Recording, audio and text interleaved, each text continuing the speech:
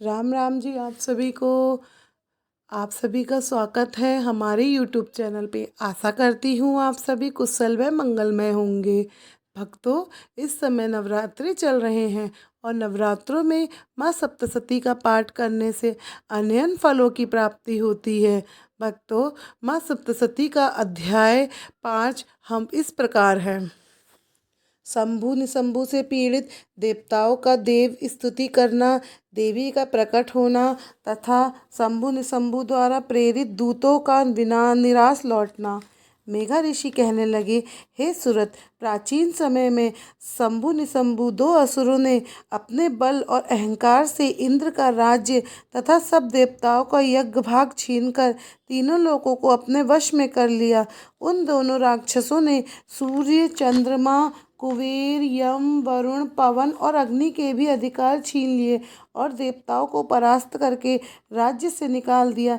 तब असुरों के डर से कांपते हुए देवता अपराजित देवी का इस प्रकार स्मरण करने लगे, देवी ने हम लोगों को वर दिया था कि विपत्ति पड़ने पर मेरा स्मरण करोगे तो मैं तुम्हारी विपत्तियों को नष्ट करूंगी। ऐसा निश्चय कर सारे देवता पर्वतराज हिमालय पर पहुंचकर विष्णु माया की स्तुति करने लगे।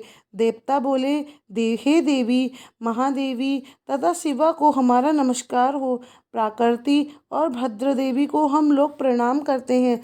रौद्र, नित्या, गौरी, धात्री, ज्योत्सना, इंदु रूपिणी और परम आनंदमयी देवी को निरंतर नमस्कार है। कल्याण करने वाली, वृद्धि और सिद्धि देने वाली भगवती को तथा राक्षसों और राजाओं की लक्ष्मी, दुर्गा और शिव शक्ति सार्वणी को हम लोग बार बार प्रणाम करते हैं। संसार सागर को पार करने वाली दुर्गा, संपूर्ण जगत की सृष्टि करने वाली और सर्वकारिणी ख्याति देवी को तथा कृष्ण और ध्रुम्रा देवी को निरंतर प्रणाम है। अति सौम्य अर्थात विद्या रूप से संसार का दुख नष्ट करने वाली तथा अति रौद्र अर्थात अभिधा रूप से संसार में प्रवृत्ति कराने वाली देवी को विनीत भाव से बार बार प्रणाम है। संसार की प्रतिष्ठा का रूपिणी और कार्य रूपिणी देवी को हम लोग प्रणाम करते हैं। जो देवी सभी प्राणियों में विष्णु माया के नाम से कही जाती है, उसे नमस्कार, उसे नमस्कार, उसे बार बार नमस्कार है। जो देवी सभी प्राणियों में चेतना कहलाती है, उसे नमस्कार, उसे नमस्कार, उसे बार बार नमस्कार। जो देवी सभी प्राणियों में बुद्धि रूप से स्थिर है, उसे नमस्कार, उसे नमस्कार, उसे बार बार नमस्कार है। जो देवी सभी प्राणियों में निद्रा रूप से स्थिर है, उसे नमस्कार, उसे नमस्कार, उसे बार बार नमस्कार है। जो देवी सभी प्राणियों में क्षुधा रूप से स्थिर है, उसको नमस्कार, उसको नमस्कार, उसको बार बार नमस्कार है। जो देवी सभी प्राणियों में छाया रूप से स्थित है, उसे नमस्कार, उसे नमस्कार, उसे बार बार नमस्कार है। जो देवी सभी प्राणियों में शक्ति रूप से स्थित है, उसे नमस्कार, उसे नमस्कार, उसे बार बार नमस्कार है। जो देवी सभी प्राणियों में तृष्णा रूप से स्थित है, उसको नमस्कार, उसको नमस्कार, उसको बार बार नमस्कार है। जो देवी सभी प्राणियों में शांति रूप से स्थित है, उसको नमस्कार, उसको नमस्कार, उसको बार बार नमस्कार है। जो देवी सभी प्राणियों में जाति रूप से स्थित है, उसको नमस्कार, उसको नमस्कार, उसको बार बार नमस्कार है। जो देवी सभी प्राणियों में लज्जा रूप से स्थित है, उसको नमस्कार, उसको नमस्कार, उसको बार बार नमस्कार है। जो देवी सभी प्राणियों में शांति रूप से स्थित है, उसे नमस्कार, उसे नमस्कार, उसे बार बार नमस्कार है। जो देवी सभी प्राणियों में श्रद्धा रूप से स्थिर है, उसे नमस्कार, उसे नमस्कार, उसे बार बार नमस्कार है। जो देवी सभी प्राणियों में कांति रूप से स्थित है, उसे नमस्कार, उसे नमस्कार, उसे बार बार नमस्कार है। उसे जो देवी सभी प्राणियों में लक्ष्मी रूप से स्थिर है, उसे नमस्कार, उसे नमस्कार, उसे बार बार नमस्कार है। जो देवी समस्त प्राणियों में वृत्ति रूप से स्थिर है, उसे नमस्कार, उसे नमस्कार, उसे बार बार नमस्कार है। जो देवी सभी प्राणियों में स्मृति रूप से स्थिर है, उसे नमस्कार, उसे नमस्कार, उसे बार बार नमस्कार है। जो देवी सभी प्राणियों में दया रूप से स्थित है, उसे नमस्कार, उसे नमस्कार, उसे बार बार नमस्कार है। जो देवी सभी प्राणियों में सृष्टि रूप से स्थिर है, उसे नमस्कार, उसे नमस्कार, उसे बार बार नमस्कार है। जो देवी सभी प्राणियों में मातृ रूप से स्थिर है, उसे नमस्कार, उसे नमस्कार, उसे बार बार नमस्कार है। जो देवी सभी प्राणियों में भ्रांति रूप से स्थिर है, उसे नमस्कार, उसे नमस्कार, उसे बार बार नमस्कार है। जो देवी इंद्रियों तथा सब प्राणियों की अधिरात्री है, उन और सभी प्राणियों में निरंतर प्राप्त है, जो चैतन्य रूप से संपूर्ण संसार में व्यापक है, हमको उसको हम लोग बार बार प्रणाम करते हैं। जो देवी इस संसार में व्यापक होकर चैतन्य रूप से स्थिर है, उसे नमस्कार, उसे नमस्कार, उसे बार बार नमस्कार है। पूर्व समय में अविष्ट काल फल पाने के लिए देवताओं ने जिसकी स्तुति की थी और देवराज इंद्र ने बहुत दिनों तक जिनकी सेवा की थी, जो देवी मंगल का कारण है, हम लोगों का कल्याण करें और सब विपत्ति दूर करें। प्रबल दैत्यों से प्रेरित होकर हम लोग इस समय जिनको प्रणाम करते हैं, जिनको स्मरण करते हैं, हम लोगों की विपत्ति दूर करती है। वह देवी हम सबकी विपत्तियों का नाश करें। मेधा ऋषि बोले, हे राजन, इस प्रकार देवताओं की स्तुति करने पर पार्वती प्रसन्न होकर गंगा जल के बहाने देवताओं के सामने प्रकट होकर बोली, तुम लोग यहाँ किसकी स्तुति करते हो? उसी समय पार्वती की देह से उत्पन्न शिवा देवी ने उत्तर दिया, शंभु निशंभु ने इनको युद्ध में परास्त करके राज्य से निकाल दिया है, इसीलिए ये सब देवता यहाँ एकत्र होकर हमारी स्तुति कर रहे हैं। शिवा देवी पार्वती जी के शरीर कोष से निकलती रहीं, इस कारण लोकों में कौशिकी नाम से प्रसिद्ध हुई। पार्वती की देह से जब कौशिकी निकल आई, तब पार्वती काली हो गई। हिमालय पर्वत पर रहने के कारण काली का नाम प्रसिद्ध हुआ। दैव योग से शंभु निशंभु के सेवकों चंड मुंड ने परम सुंदरी अंबिका को देखा।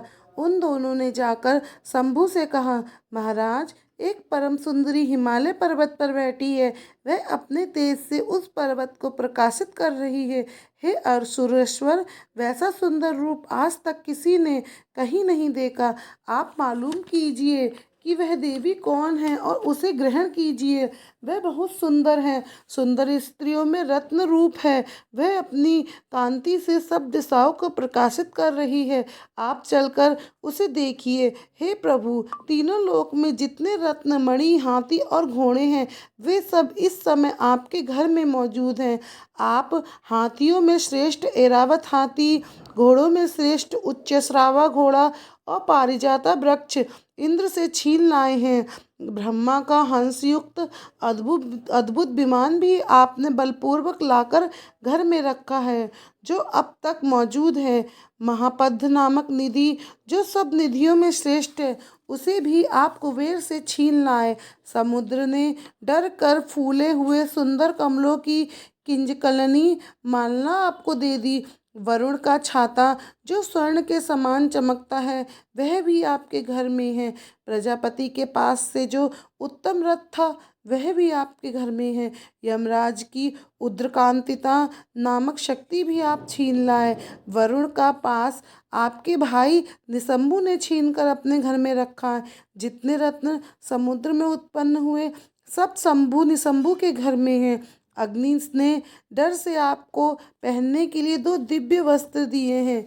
हे दैत्येंद्र, इसी तरह और सभी रत्न आप छीन लाए, फिर इस स्त्री रत्न को क्यों नहीं ग्रहण करते? मेघा ऋषि बोले, हे राजन, चंड मुंड की यह बात सुन शंभु ने सुग्रीव नामक एक दूत देवी के पास भेजा और उससे कहा, मेरी यह आज्ञा है, उसको सुनाओ और जिस तरह वह राजी होकर चली आवे, उसी तरह ले आओ। वह दूत हिमालय पर देवी के पास जाकर कोमल और मधुर वचन बोला। दूत ने कहा, हे देवी, दैत्यों के राजा शंभु इस समय तीनों लोकों के स्वामी हैं। उनका भेजा हुआ दूत मैं आपके पास आया हूँ। उन्होंने सब देवताओं को जीत लिया है। कोई देवता उनकी आज्ञा नहीं टाल सकता। उनका संदेश मैं आपसे कहता हूँ, सुनिए। उन्होंने कहा है, हम तीनों लोकों के राजा हैं। सब देवता हमारे वश में हैं। देवताओं के यज्ञ भाग हम ही लेते हैं। तीनों लोकों में जितने श्रेष्ठ रत्न हैं वे सब हमारे पास हैं। हाथियों में श्रेष्ठ ऐरावत हाथी हमने इंद्र से छीन लिया। समुद्र मंथन में जो उच्च श्रावा घोड़ा निकला था उसे भी देव हमें प्रणाम करके दे दिया। हे सुंदरी, देवताओं, गंधर्वों और नागों के पास जितने रत्न थे वे सब इस समय हमारे पास हैं। हम तुमको सब स्त्रियों में रत्न स्वरूप समझते हैं, इसलिए तुम हमारे पास चली आओ, क्योंकि इस समय सब रत्नों का भोग हम ही करते हैं। तुम चाहे हमारे पास रहो या हमारे छोटे भाई महाकर पराक्रमी निशंभु के पास, जहाँ तुम्हारी इच्छा हो आकर रहो, क्योंकि तुम रत्न रूप हो। हमारे पास रहोगी तो तुमको अतुल ऐश्वर्य प्राप्त होगा। इन बातों का विचार करके तुम हमारी स्त्री बनो। ऋषि बोले। दूत के यह कहने पर जगदात्री भगवती दुर्गा मुस्कुराकर गंभीर शब्द बोली। देवी ने कहा, तुमने जो कहा है वह सब सत्य है, इसमें झूठ कुछ भी नहीं है। शंभु और निशंभु तीनों लोकों के राजा हैं, किंतु मैं भी अल्प बुद्धि के कारण जो एक प्रतिज्ञा की है उसे किस प्रकार मिथ्या करूं।